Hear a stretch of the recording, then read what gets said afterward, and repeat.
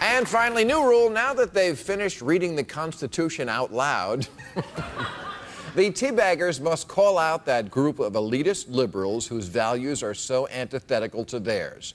I'm talking, of course, about the Founding Fathers.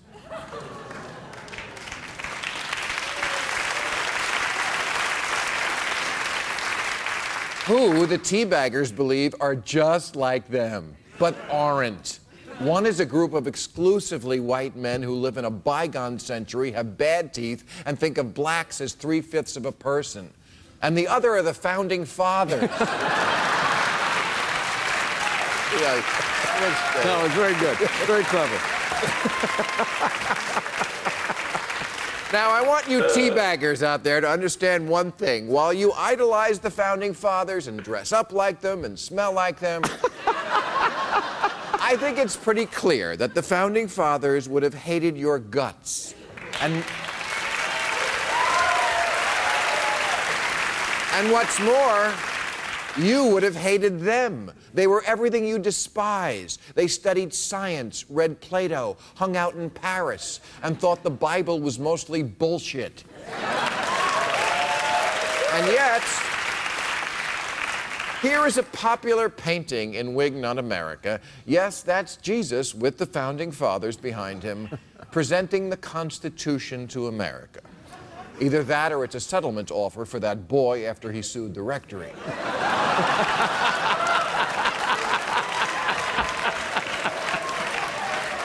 Oh, my. That's good. Super religious guy Glenn Beck likes to play dress-up as Thomas Paine. Thomas Paine, an atheist who said churches were human inventions set up to terrify and enslave mankind. John Adams said this would be the best of all possible worlds if there were no religion in it. Which is not to say the founders didn't have a moral code. Of course they did. They just didn't get it from the Bible. Well, except for the part about it's cool to own slaves.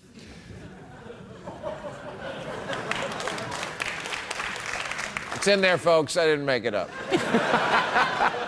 The founders disagreed amongst themselves about that and most issues, but the one thing they never argued about was that political power must stay in the hands of the smartest people and out of the hands of the dumbest loudmouth slowing down the checkout line at Home Depot.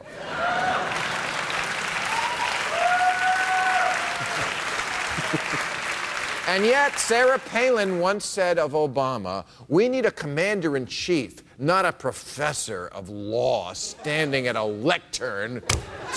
How gay is that? Well, I hate to break it to you, but Thomas Jefferson, lawyer. Alexander Hamilton, constitutional lawyer. James Madison, lawyer. John Adams, constitutional lawyer. They were not the common man of their day. Ben Franklin studied scientific phenomena like lightning and the aurora borealis, and were he alive today, he could probably explain to Bill O'Reilly why the tides go in and out.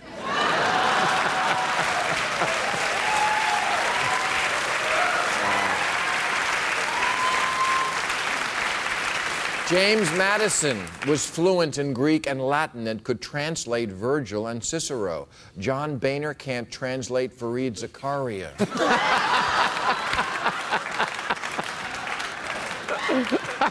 And Thomas Jefferson was an astronomer and a physicist who founded the University of Virginia, played the violin, and spoke 6 languages, or as Palin would say, all of them. That's our show. Thank you very much for coming back.